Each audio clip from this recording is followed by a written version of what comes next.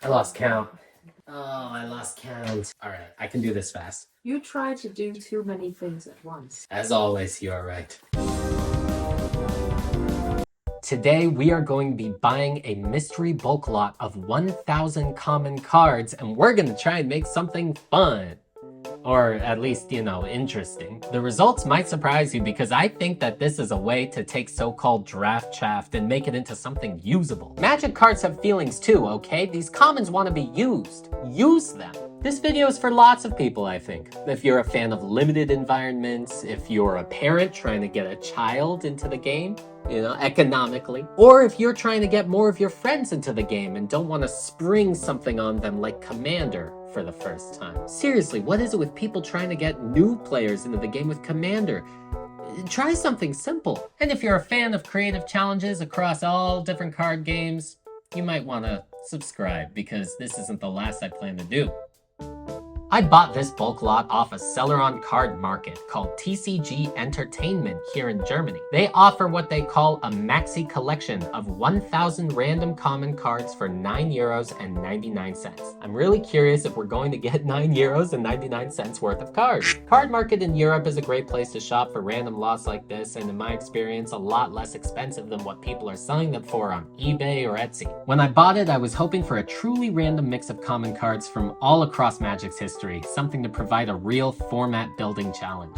Please keep in mind before you buy anything that if you buy one of these lots, it is completely random and nobody knows except for the seller what you're going to get. I certainly don't know because I'm not affiliated with this seller in any way. They've got no idea I'm doing this video. The only way to guarantee what cards you're going to get is if the seller tells you. And again, that ain't me. Now, with that disclaimer out of the way, let's see what I got.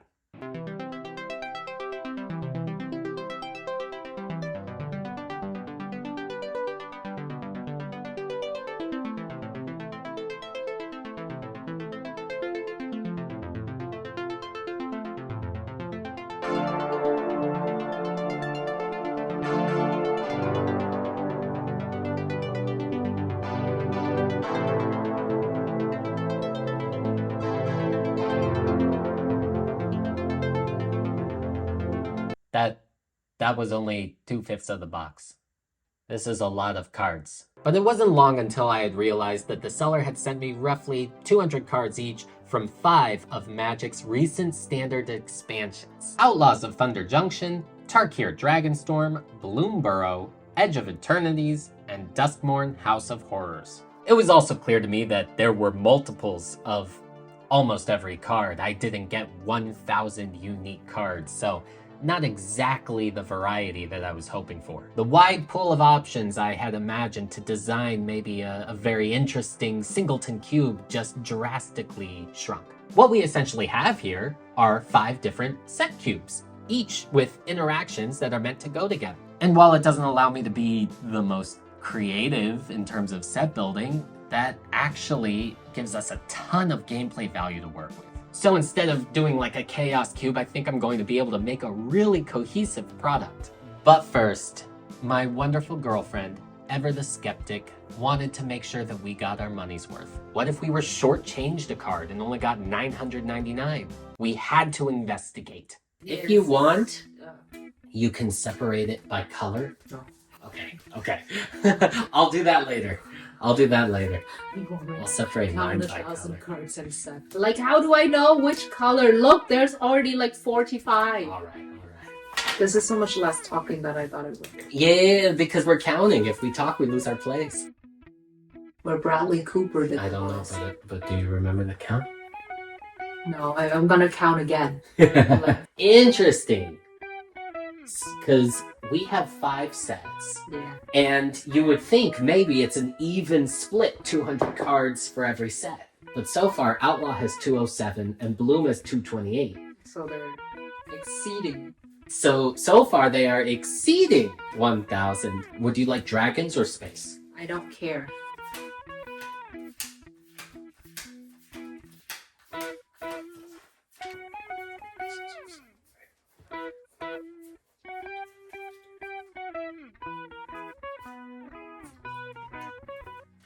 What the fuck is wrong with me? What is wrong with me? 101, 102, 193. What am I doing in my head? This is why you count it on like packs of tens, and then you only have to count to 10. Ah. And then, see, you try to run too many tabs. I got too many Chrome tabs running in my. Well, then you made a fucking mistake. What do you mean? It's water. This is death. This is death. Oh no! We're allowed to make mistakes here. Mistakes are okay. Well, would you look at that? You were right. More. This is not 1,000 cards. This is over 1,000 cards. We got extra value. Yeah. Obviously, it makes sense to be a few cards over the limit. I mean, these cards are relatively worthless on their own. Why not chuck a few in there to make sure that the difficult customer that comes crawling by isn't going to make life hard for you because they claim, oh, I didn't get my 1,000 cards. To 1,059 cards. 1,059 cards. Oh, it's on.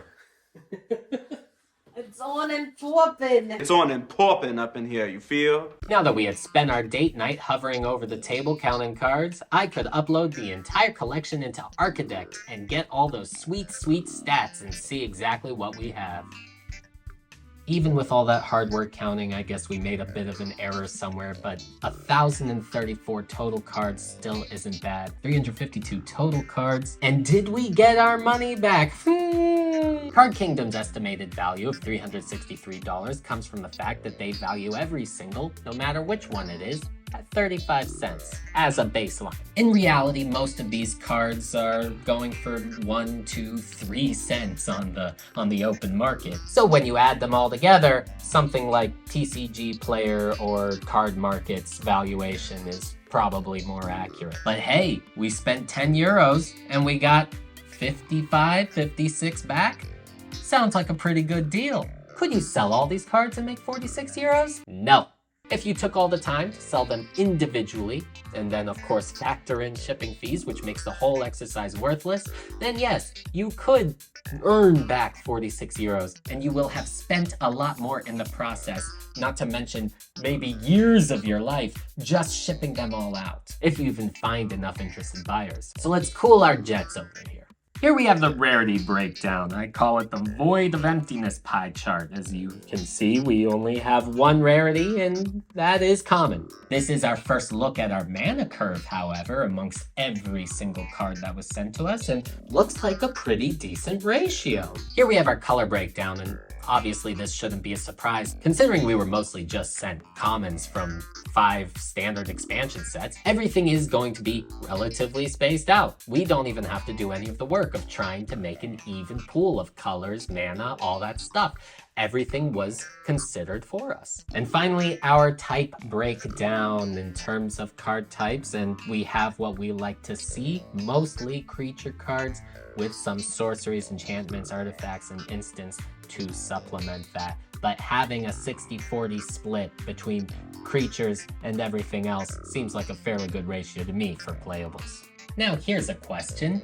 Is all this value coming from maybe 1 or 2 really valuable cards, or is it spread throughout the collection? It's the second one. Turns out, the most valuable card we got here was Snakeskin Veil, at least according to TCG Player, going for around 34 cents a copy. If you ask Card Market, however, you'll find that there's some disagreement. Thawbringer from Duskmourn is bringing in a whopping 49 cents. Wow, we could sell both our copies and get back 1/10 of the price we paid. Money! One small side note, I'm not including basic lands as part of the collection price, and you would need to acquire basic lands on your own separately. They are not hard to get. On Card Market, I was able to get a pack of 100 basic lands, 20 of each type, for around 5 euros shipped. So, you get 2 of those, add 10 more euros to our total price, and you have yourself a fully functional cube. So, the big question. What can we actually do with 1,000 common bulk cards? What formats can we play in? No! Okay, fine. Before we move on, let me explain why we can't play Commander with only the cards we got from this lot. As of this filming, including the just about released standard expansion Teenage Mutant Ninja Turtles, there are 34 legendary type creatures printed at common. Most of these were released with last year's Spider-Man set and the aforementioned Turtles. As the seller mercifully did not include any Spider-Man cards in this bulk lot, or any universes beyond for that matter, thank you, we did not get any legendary creatures at common, and you need a legendary creature to be your commander to play Commander. Sorry folks, you'll just have to find another way to go and play Magic's most popular format. Or just stop by your local card shop and go in their $1 bin and pick out a common commander from Spider-Man or Turtles. It's not that hard, it's your cube. You can do what you want to do. Yes! With this collection, believe it or not, you can play standard format and build a fully viable standard legal deck. Did I say viable? Oh, no, I meant to say playable, but not like playable in terms of it'll be good. I just mean like you could play it. Look, I do not recommend using the contents of this package to get into standard format. Even though the oldest set included is still standard legal and thus all of these cards apply, you will get curb stomped. Your poor child will get curb stomped. And they might not have fun with the game if that's their experience at the local game store. So that's not what we're looking for here. Yes, the Pauper format, which only uses common rarity cards, is something that you could play with this bulk lot. It is a great way to get into constructed paper Magic at a reasonable price. Granted, you probably still aren't going to be able to compete at the top levels of Pauper with decks that are using every single common card that's ever been printed, but you can still have a fairly good time with it, I'm sure about that. To be honest, there are a ton of different formats that these cards would technically be playable in, but what do I think is the best use for these cards? Kitchen table magic. I don't have a kitchen table, but I got a coffee table. Kitchen table magic is exactly what it sounds like. No real format rules, just having fun with friends wherever you like to play. Wizards of the Coast has recently put out some 60-card standard legal theme decks with this kind of play in mind at an MSRP of $24 US.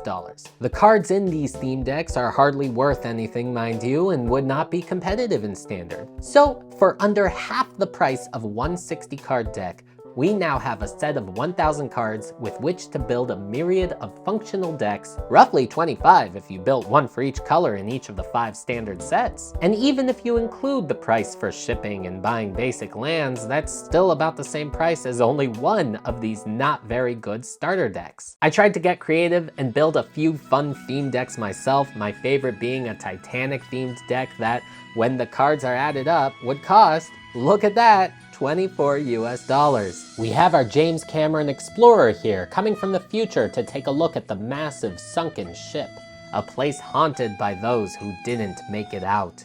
Jack and Rose make an appearance and get to enjoy their happily ever after as we explore the many haunted rooms on board. While not the most optimal deck, it is functional, cohesive, and thematic. I tried a few different combinations out, including an all-gold deck I call Gold Rush, using the tri-color cards from Tarkir and the shiny silver creatures and artifacts of Outlaws of Thunder Junction, but the Titanic remains my favorite. While you could create several 60-card, full, complete decks from this collection, in my opinion, if you're looking for the ultimate casual, replayable format, the answer is Jumpstart. And considering the cards that we were sent all have synergy and a relatively equal power level, a Jumpstart cube where each of our sets get 5 one-color packs is going to be great. But what is Jumpstart? Jumpstart is a format where you take 2 random half decks of 20 cards each, both centered around a different theme. It could be a mechanic like +1/+1 counters, or a creature type like cats. Each half deck is monocolor and has roughly 8 to 10 creature cards, 2 to 4 instants and sorceries, etc., and 8 lands. You then shuffle them together to form a cohesive 40-card deck for quick, accessible games of Magic. The set I have here is a beginner set that even comes with tutorial decks. It's a great way to both learn the game and enjoy it when you don't have 4 hours for a session. I can't even fit this in one shot. And here it is, my Jumpstart Cube. 25 packs of easy, accessible fun. As you can see, we've got 1, 2, 3, 4, 5 different packs per color, and 1, 2, 3, 4, 5 different packs per set. And as you can see, it's quite easy to put together. I mean, I blung this out. Is blung past form of bling? I blinged this out as much as I felt like it really needed, with really cheap plastic team bags to act as the packs.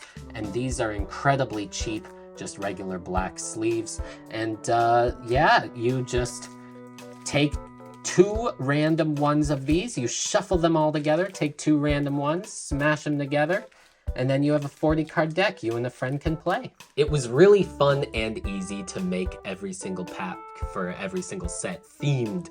For instance, Bloomburrow, here we have our rodents, and what I did was every kind of face card, or the card that the pack is themed around for rodents, because Bloomburrow focuses on multicolor fixings, you know, I gave every one of them a multicolor card. So here, Junkblade Bruiser kind of takes center stage in the set. We've got raccoons and lizards. So the raccoon bard, and there's some typal synergy here.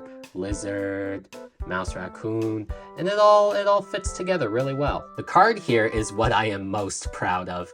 I made it in Canva. The tools were really easy to make this. You take the picture here from the artwork, you can source it online, you do a bit of a fade effect for the black, and you have a nice little mana symbol there to let you know what color it is, the set name, and the one thing about official Jumpstart packs that Wizards of the Coast make that I cannot understand for the life of me why it is like this. They do not include the deck list. Why would you not include the deck list in packs that people would want to put back together and reshuffle? It's such an easy inclusion. So you can see we've got the main header card there, just, you know, to make it even on each side. And then I've included a deck list of every single card that goes inside the pack. Really easy to do, really makes it easy to put them back together. You don't get confused, you don't accidentally mismatch or misshuffle. And then on the back, I just decided to put a little blurb about what we've got here. Some of my favorite art from the new Lorwyn set. And yeah, it was really easy to print this. I went down to my printers, asked them for the thickest cardstock they had, which is not terribly thick. You know, this is maybe almost kind of the thickness of a real Magic card.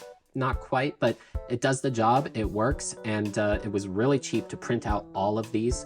Maybe €5, and the color looks great. One of my other favorite themes that I got to make was dragons, because Tarkir Dragonstorm, of course, comes with dragons, and each color has a common dragon that also doubles as sorcery. So that was a really cool synergy to build these packs around. And this is where I admit that I cheated just a little bit, just a smidge. See what let me open this one first. The seller included the common dragon for every single color, right? You see it has the sorcery and it's got its effect. It's a great headliner card to build around. And the seller included for blue, red, and black, and white, every single dragon.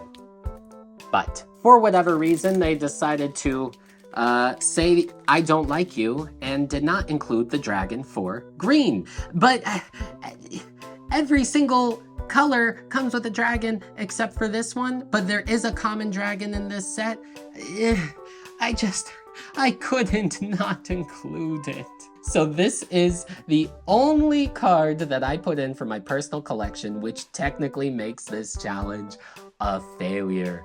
I could have based the green pack on something else, I suppose, but then it wouldn't have fit the theming of it, and it would have annoyed me till the end of time. This is still a common dragon. This card should have been included in the set by the seller if he was just gonna give me all the other common dragons, but they didn't. So I threw it in. You know, at the end of the day, this is my little cube. I can do what I want. I do plan to replace this printing with just the regular common variant instead of the nice frame variant, just for consistency amongst the set. But in the meantime, whee! For Edge of Eternities, this is another cool one. It's all based around the warp mechanic. Warp is a very fun and interesting mechanic to play with, and as you can see, each set kind of comes with a big beater guy that has warp, which allows you to get it out earlier than you normally would, and then play it again from exile later on for its regular mana cost. I think it's just a really fun, unique gameplay mechanic, and a really fun way to sort of accelerate the power level of the jumpstart sets. So all the Edge of Eternities guys have a kind of headline creature that does warp. Duskmourn House of Horrors has kind of a big beater that has land cycling. So if we look here, Shepherding Spirits, plane cycling for 2, and that's kind of the theme amongst all the headliners for Duskmourn. Although, what I really wanted to do as the theme were the rooms. It still is a theme, it's just I couldn't get the right artwork to make the cover card look nice for rooms. But every set here has a room and also has 1 or 2 cards that interact with the room mechanics.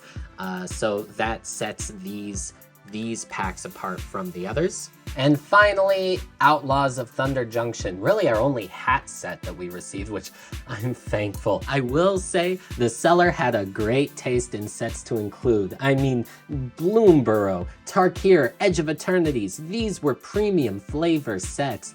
They could have given me Spider-Man, Aether Drift, Murders at Karlov Manor. So I'm really, Outlaws isn't my favorite flavor-wise, as it isn't for, I think, quite a few people, but it's still not bad. As for the theme, each color type comes with kind of a small 1 mana drop creature, except I didn't get one in red, so I did get a 1 mana sharpshooter, which I figured it's an outlaw set, so it still fits nice. It fits pretty nice, but everything else, you get a nice little desert creature to base your pack out of. And there he is, Ankle Biter, a nice baseline 1/1 Death Touch 1 mana drop for you to build around. You know what I really like most about building this set and putting together this cube here is you get to appreciate the art. All of these common cards have really some incredible art that often just goes, by the wayside. And blowing them up into cards here, it really gives you a second to appreciate how cool the art is. I mean, look at the little guy here. He's just taking care of his family, and it's got a real storybook vibe to it, like one of those old Peter Rabbit illustrated books. And then you have the sinister, slavering branch snapper who looks like he could come out of a Goosebumps cover art. And I just like Bedhead Beastie because he's goofy. I mean, look at the flavor text for this guy. It had heard monsters were supposed to hide under beds, and it did its best. What are you doing? My best. All right, I have to clean up this whole mess now. Back to you, David. This has been a really fun project. I now have a fun, cohesive product that I can break out for friends who either want to learn the game or maybe haven't played in a while and are looking to get back into it. They've sold their collection a while ago and now they just want to break out some decks. Or I have people over and we get the itch to play Magic. If you don't want to end up with a whole bunch of bulk at home and you want to take the mystery out of the whole thing, this is still a very easy project to do. You can buy any standard sets commons online in a bulk format for roughly €4 each. You'll instantly have about 80 common cards that all have synergies and a nice mana level curve that you can put together 5 one-color jumpstart packs. But if you're looking for a bit of an interesting challenge and you don't mind giving the cards away afterwards to friends, kids, then buying one of these mystery boxes, it's not the worst thing in the world. I just don't want to mislead here. Keep in mind, purchasing one of these mystery bulk boxes from a retailer of any sort, and you are most likely going to end up with just common cards from the latest standard expansions, stuff they are looking to offload and get rid of. It makes a lot of sense. But just like opening any booster pack, the fun is in what are you gonna get? And it's possible if you buy a mystery bulk lot from an individual seller, maybe someone just looking to offload their own personal collection, you might come away with something a little more interesting. It'll have less initial synergy, but it'll prove for a greater challenge as well. And again, if you're looking for any fun TCG challenge videos or TCG history videos, that's what I plan to do here. So, take care, and I'll see you next time.